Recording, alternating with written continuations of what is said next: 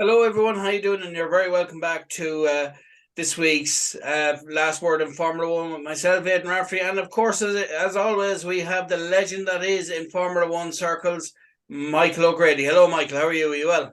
I'm not too bad at all, and apologies to everybody for not being here last week. Of course, finally got COVID-19. Thought it was immune, and here's the moment in time when Fernando Alonso gave me the COVID-19. You see, he's always doing it. He just He should he have been gets it. wearing He gloves. passes it on to everyone. He should have been wearing gloves. He should have. That's a good point. He shouldn't have been sticking his tongue out either. But then again, so should you. You should have been wearing gloves as well. So there you go. I should be wearing gloves as well, So that's that Fernando Alonso fella. But thankfully, COVID wasn't too bad. About 3 or 4 days, I'd say, and after that, road to recovery fairly quickly. And it's about day 9 or 10 now at this stage, and yeah, sure, yourself, back to 100% practically. So that's good anyhow, as to say. Yeah. So it's back on work and back looking at all things Formula One, as to say. Exactly. You're back working today anyway, and it's great to have you back. And I heard one or two pieces of news that there's a new film coming out called Fast and Furious Wexford Drift. Is that true? Starring yourself and Paul Egan.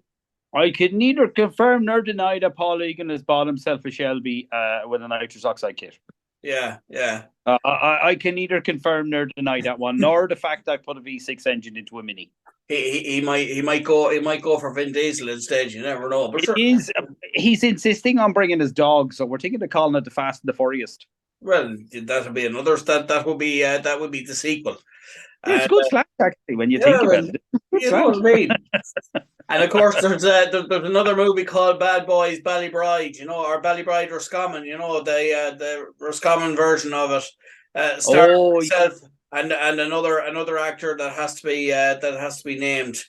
Well, I think Tom Cruise is busy now. I know you. Oh, I wasn't supposed to say that. Sorry about that. Yep, that's okay. Yeah. Well, he said shall we say they're in advanced negotiations over that. That's quite true. Yes, I heard Tom Hall is making a cameo too as head bad guy number 3.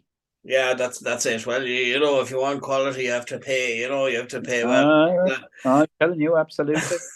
So this week we're looking back on the Miami Grand Prix that was a week and a half ago, and of course it didn't disappoint as always. No, it was a great little race as always. We did all think, there was a big push there from Ferrari. We did, I have to admit, think that there was going to be a bit more going on with them. But in the end, it kind of starts from everywhere. I mean, Max, to win from ninth, that is the first time that's been done since 1984. And that was done, of course, by the great Niki Lauda, who was working for Mercedes. So maybe that wasn't a good analogy, but we won't go there. He used to work for Mercedes, as I say, And it was very interesting because Max in the race itself started on the hard tyres, whereas absolutely everybody in front of him was on medium tires. So it was kind of interesting, as to say. It was a bit of a smart play if you can keep up, because then in that case they're all changing to hards while you're still going. So you should get a bit of a kick in the head, or a kick ahead, I should say, not in the head.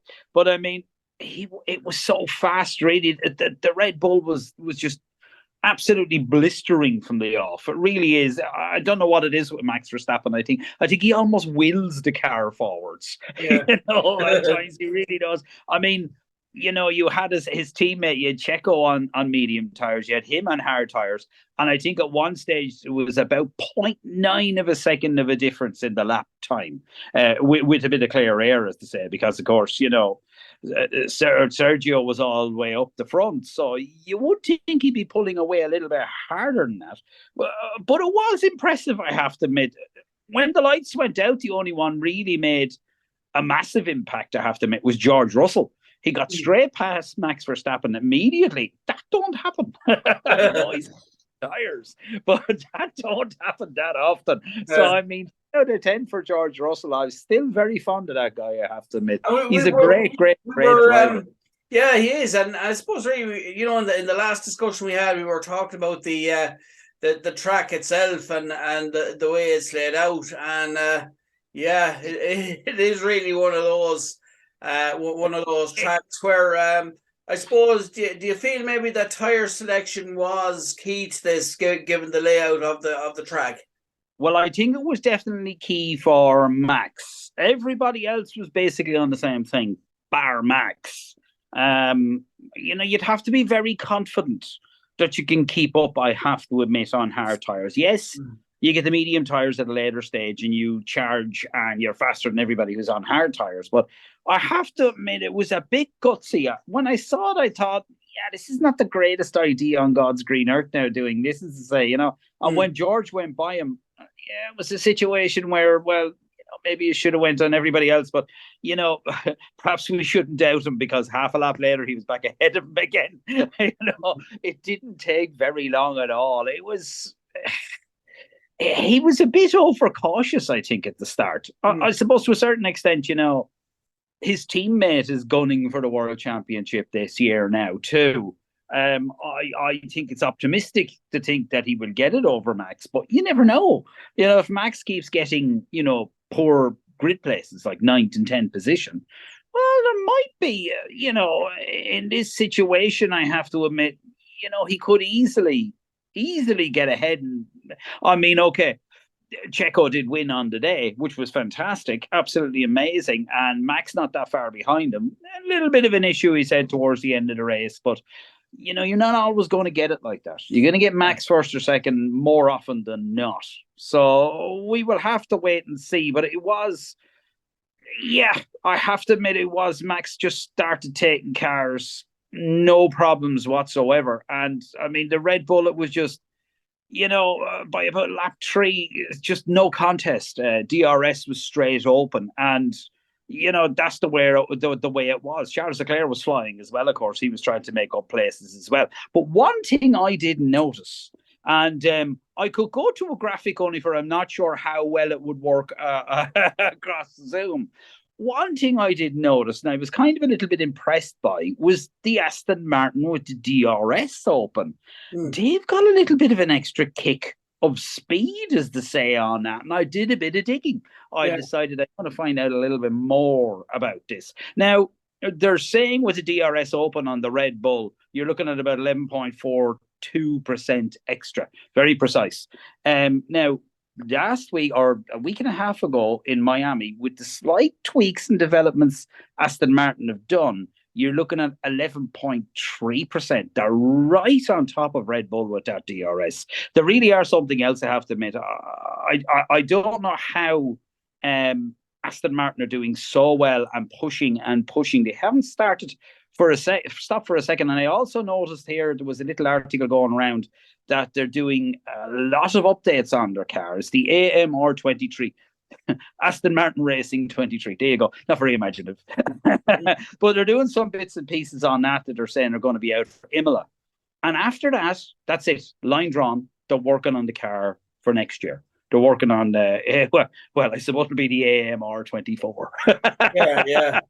And that's what they're saying at the minute. So somebody at Aston Martin is, I suppose, pretty confident that the updates they have coming for Imola are going to make, it's going to make a big impact, I think, to them. That's what they're expecting anyhow. In fairness, the Aston Martin, I have to admit, it's very good in tires too, because I remember, Checo pulls in around lap 22 and Alonso just keeps going. He just keeps going, same tires. He just keeps going for extra laps and extra laps and extra laps. Yeah, he was probably never going to win it, but he did an absolutely sterling job, I have to admit, in that car. I don't know what Fernando's doing. There's a nice little what you would call nice little kick in a step lately. It's nice to see it. Actually, there is a funny thing on that. I was watching the after race interviews and a couple of interviews with Fernando during the week, bits and pieces. And I have noticed, the last 4 races, the first 4 races, he's been very much on third. Oh, wow. Well, bar Miami. I'm doing really well. This is brilliant. We didn't expect to be here. I think there was a little bit of an element of, Yeah, we were third, but we're going to get that top step shortly with him this time. He was a little bit more cagey, if you get me. It's like it's like there's something simmering away there in the background. Maybe perhaps it's something we don't know. Perhaps it's something with the Aston Martin are going to bring to the car. But I'd say the rate they're going at the minute, Red Bull's days could be numbered. They're coming up on them, very, very fast, I have to admit, But if that was to happen, then what will become of? Well, I suppose Max Verstappen wouldn't find it hard to find another team, but I don't think Max is going anywhere. I actually think unless Red Bull really turn absolutely miserable altogether, I don't think Max is going anywhere. I mean, they're a team. They won 4 world championships with Sebastian Vettel, and they're back again now with Max Verstappen, and they're always there. They're always at the sharp end. So, I mean, really, if he was to step into another car, yeah, I can't see anything bar down unless the team do really bad. Yeah. Anything's going backwards. Do you know what I mean? So, I mean, it's you do wonder about drivers. I mean, this whole thing about Hamilton being connected with Christian Horner, and Christian Horner has really no interest at all. He said in a polite way, and he was kind of linked with Ferrari there recently as well. And you begin to wonder, but you're not hearing anything like that about Max Verstappen. He's happy camper. He's a good long contract, and I think he's happy out. I really do. I think he's. It's a team that are not going to go away. If you get me. I mean, I suppose. Yeah, I suppose looking at the qualifying for this race, do you feel that maybe the tires or how the qualifiers went had any reflection on or bore any relevance to the actual race itself regarding time and times and all that? Not really particularly. Everybody was going hell bent for leather as usual. I didn't see anything really, I have to admit, that stuck out with me great. Bar Max, I suppose, to a certain extent, not getting anywhere. And Charles Leclerc in the Ferrari, I think that was very disappointing. I think Charles has to go off and have a little talk to somebody, because, of course, as we know in the race itself, doing well off the track. I can't say if it's frustration or whatever, but I mean, for qualifying, I think he did a 1:27.8 roughly, whereas, Sergio Perez did a 1:26.8. That's a whole second. That's absolutely massive in Formula One terms. That is absolutely huge. Fernando was only 4/10 behind them, in fairness, for second place, but a second is just. It's not great. And when you take it that the second Ferrari, which is Carlos Sainz, who's technically the number 2 driver, was in third place at a 1:27.3, that's half a second faster than your number 1 driver. That's not a good situation to be in, really. Not in some cases, I have to admit, with Mercedes is kind of George Russell as a young buck coming up. Lewis is an older guy who's probably on the backward flip. Same with Alonso. They're on the backward flip. But with Charles Leclerc, he's not that old of a guy. He should be doing a hell of a lot better, And it's starting to get, how shall I put it? It's becoming too common a place for him to be coming off the track in a Ferrari, So, I mean, I'm not quite sure what's going on there. Now, I did think Kevin Magnussen in the Haas did a very good job. A Ferrari engine in that one, actually. And he did a great job to come in 4th place. I think that was the surprise of the day. Nobody has expected Haas to be that quick. They've been tail end of the grid for a long time. And I mean, Nico Hulkenberg driving the second Haas was 12th, which is sort of where you expected him to be, whereas, Kevin Magnussen in 4th place, that was very, very impressive. I have to admit, very impressed with Kevin Magnussen now getting that far up. Hopefully he'll pull it up. And the other thing in qualifying, I suppose, that kind of pointed in the right direction to was Alpine. Alpine, the Renault team, is to say. Alpine is always been the sports car version of Renault, shall we say. And, it was nice to see an Alpine in 5th and an Alpine in 8th. because, since Fernando have left, they've been a little bit lackluster. They're coming back a bit, and that's nice to see too. But I think really, Lewis in the Mercedes, he didn't even get out of, the second qualifying issues, supposedly. You do wonder as it's going there, as to say, and that was the greatest. That was the biggest surprise for me, I have to admit. Lewis, I would have thought he'd have been a bit more up at the sharp end, especially when you see people like Haas up there, as to say, But the race itself tends to be there tends to be a lot of issues from time to time with Mercedes. He just seems to find little things at key moments in a race. Things kind of tend to go slightly wrong or very wrong, which end up costing him the race. Is that a fair statement? It is a fair statement. In fairness, there's a fine line. Max finds issues with the Red Bull reasonably regular, but they're minor things. There's a slight imbalance in this. There was a couple of brake bias one there, and I was just scratching my head going, what? But he still ends up winning races, though, despite those little things. Oh, he does. He doesn't complain. You know what I mean? It's just there's a slight brake bias issue on the left-hand side. That's it. There's no kind of, I'm having trouble, this is not working, car's not handling for me properly. Nothing like that at all. Just getting on with it. Just getting on with it. Whereas I find Lewis just does tend to, I don't know, he's getting a tendency to be lackluster if he's not up at the sharp end lately. And it's probably just one of those things. The man's used to winning. The man's used to having the best car on the road. And currently it's the fourth best car on the road. So it's kind of, it's been a bit of a jump. And these rumours about, Red Bull and about Ferrari, there'll be probably a rumour about Aston Martin next. Whether they're true, whether they're not true, he doesn't need that. That's not helping. Whether he has approached someone or someone's spoken to him or whether he hasn't.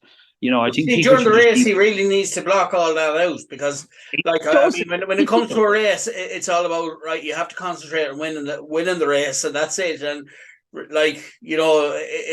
look, it happens in all sports, and it's some people just let it all over their head and just say, listen, absolutely. Let the rumor mill go as it is. My job is to win games, or my job is to win races, or whatever, depending on the sport. That's their ultimate job. Take that car and win. Now, I did like the fact. I was about lap 32.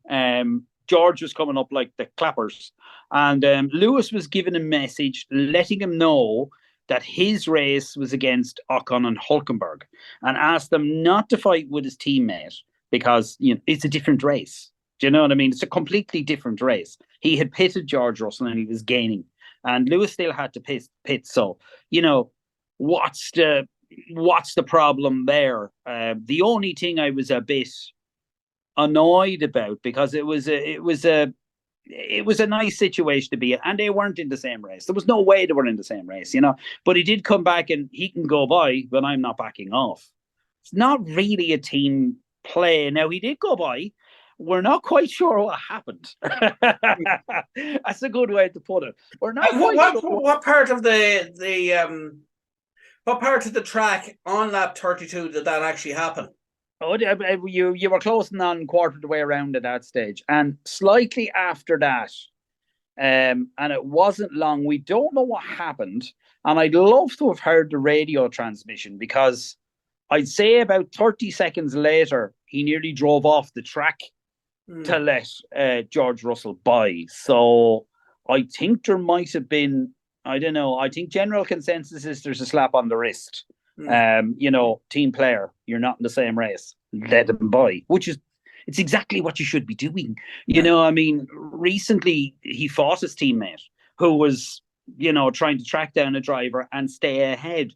But because he fought him, he wrecked his tires, he had to go in and he lost places. So, if you're not in the same race, which they're not in, they're both in Miami, but they're not after the same people. You just, go by, mate. That's the way to have it, really. And I was a little disappointed, because I think he doesn't need to be hampering his teammate. He almost certainly doesn't need to be saying things like that across the radio.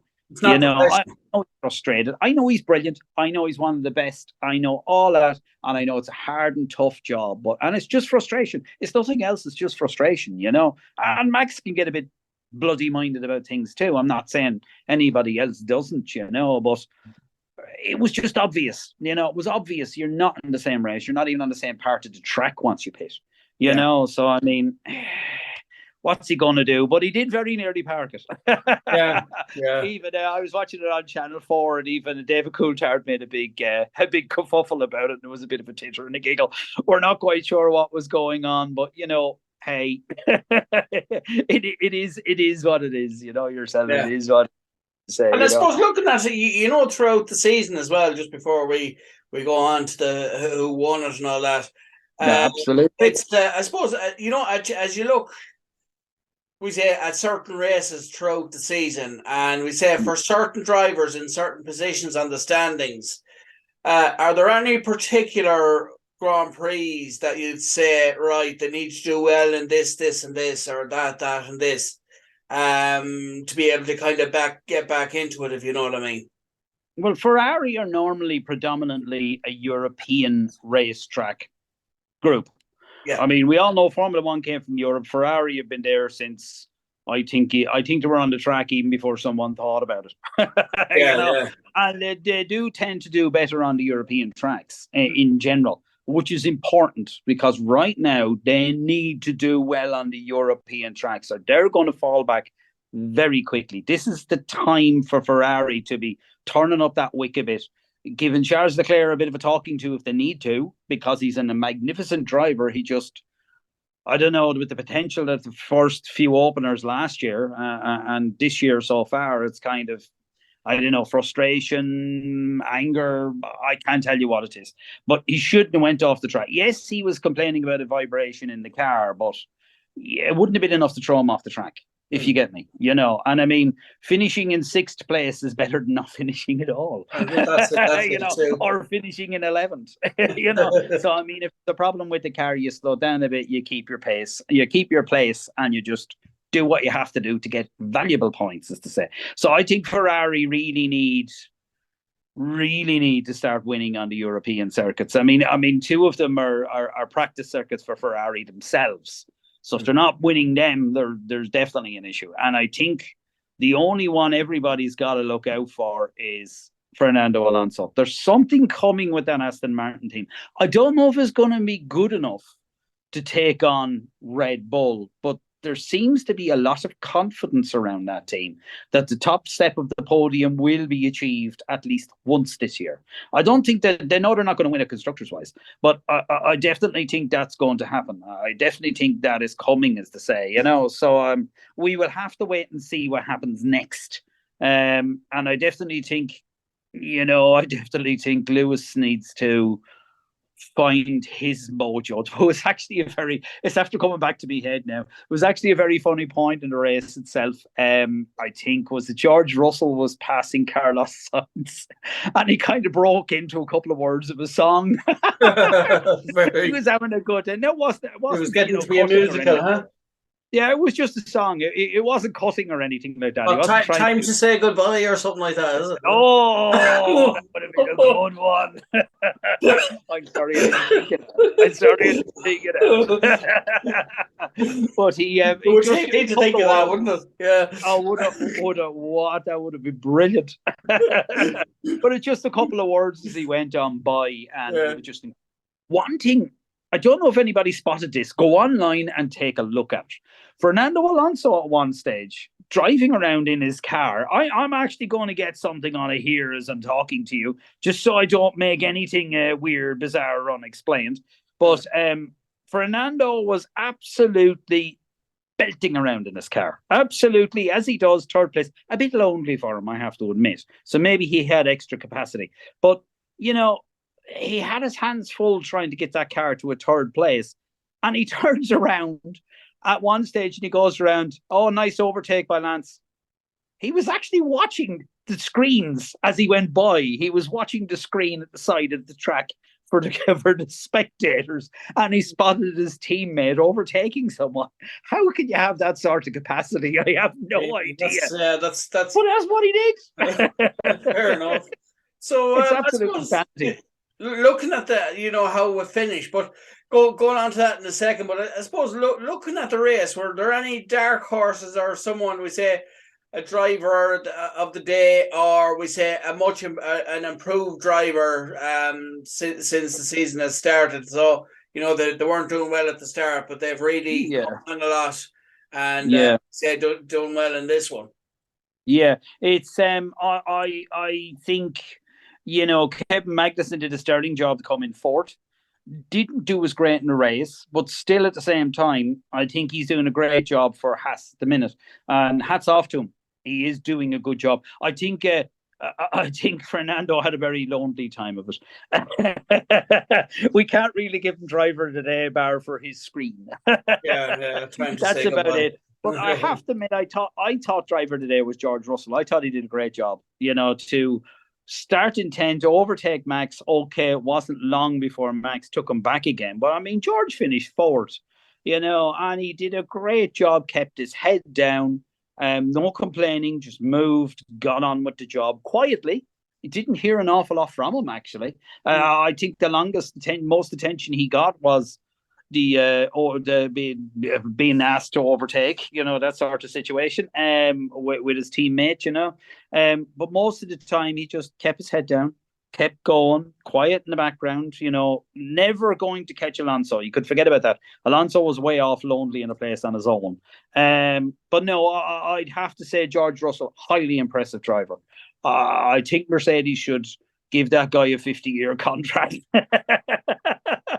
Currently, I think he needs a very, very, very long contract. And I suppose boo-boo of the race has to go to Charles Leclerc. I mean, that was just, was so easily to avoid that situation. It really was. Even if you come in 10th place, you get a point. It's not great, but you get a point. You've now and those points tally up. Absolutely. It's like with money, the pennies make the pounds and all that, Oh, stop the lights. You're absolutely right, and that is the way it is, whether you like it or not, and you could be at the end of the season, you'd be kicking yourself if you were 1 point shy of winning. You know what I mean? So I mean, currently Leclerc's in 7th, which is terrible. He should be a lot higher than that. His teammates in 5th. Yeah, that's kind of okay, given the fact that, Fernando Alonso is doing so well, at the moment. But I mean, Charles Leclerc should be ahead of his teammate. He's the number one driver. He should be ahead of his teammate, even if it's only by a few points. He should be there. So I think, yeah, boo-boo of the day goes to Charles. Driver of the day goes to George. Yeah, no problem. It's all the fun, isn't it? Yeah. Pardon me. Still a bit of a cough. Apologies for that, is to say. Now, as we know, this weekend there is the Emilia Romagna Grand Prix. I'm not sure that's how you pronounce it, but my Italian sometimes can be a little bit off. And everybody has probably heard at this stage that there has been seriously heavy rain there. There has been landslides, there's been floods. So far, 9 people confirmed dead. It's just been absolutely atrocious, the weather there. So they have officially today said that the race is cancelled. It's just, it's a mark of respect. And you don't want to be, slowing down emergency services. You need people to get the help they need. And everything that's going on there. So I think it was a good idea to cancel. I know it's not really what any of us want to hear. We all like Formula One to go ahead. It's just the way it is, really. I mean, the region, unfortunately, is very flat. And the water just came out of nowhere, actually. There was a guy there at one stage. I noticed he was saying that the water had risen by 1.5 meters into his house. That's absolutely huge. That's absolutely huge. And I mean, helicopters are supposed to be circling around the place for 24 hours or more, just trying to hunt people down. So it has been a very bad situation. Now, unfortunately, they're now saying that the wet and stormy weather isn't going to go away from Italy until the end of the month. So really all we can do is hope. Maybe they could transfer to Wexford or something like that. Maybe they could send a few over here. I wouldn't have a problem. But it's I'm hoping it's all okay. I'm hoping things will improve while everybody does the usual picking up the pieces and things like that. You know yourself. Yeah. I suppose the other bits and pieces very quickly during the week. Where did Ferrari go? Christian Horner said. I think we're all thinking that. Has he got another one too? I think they were expecting a bit more. They're probably not expecting Aston Martin though. And Lando Norris is very happy, he seems, with his new teammates. Although there has been rumours that Danny Ricciardo could come back yet. That's going to be an interesting little situation if it does happen. Are there truths in the rumor you were telling me off air there that the two of them were spotted in Copperface Jacks the other night? There could be, and I wasn't really there buying them pints at the time. No. Right. Well, not when you have COVID anyway, but yeah, I just thought I'd throw that one in for a bit of humour. Actually, I think Danny is supposed to hit the track testing the Red Bull there shortly. There you never know. Forget about this other stuff, if he gets into Red Bull. Yeah. Come on, Danny, we want to see you. Well, I want to see Danny back. I'll put it like that to you. I want to see Danny Ricciardo back in the car. That's it. Hopefully he will. Yeah. So, it is a shame. And of course, as I say, look, our thoughts are with the families of those who's passed away. And, we'd like to say well done to the emergency services and how they're handling the situation. It's not easy for anyone. And of course, there are still people in the region who are worried about, their own health and safety and maybe, for their house and all that. But I think, with what's going on, maybe the best thing will be for them to kind of go elsewhere until it kind of blows over, if you know what I mean. And then, just their own safety is more important, and then, kind of see what the aftermath brings then and what they can do after that. But, our thoughts are with those people, at the moment. Absolutely. It's a beautiful part of Italy. If you ever get to go, I'd highly recommend it. There you go. So listen, thanks very much, Michael, for taking the time out for doing Last Word on Formula One, and we look forward to doing it all again next week. No problems at all. We'll have a bit of fun then. Indeed, as always. Fun and games. And that was Michael O'Grady. That's myself and Michael O'Grady talking about all things Formula One.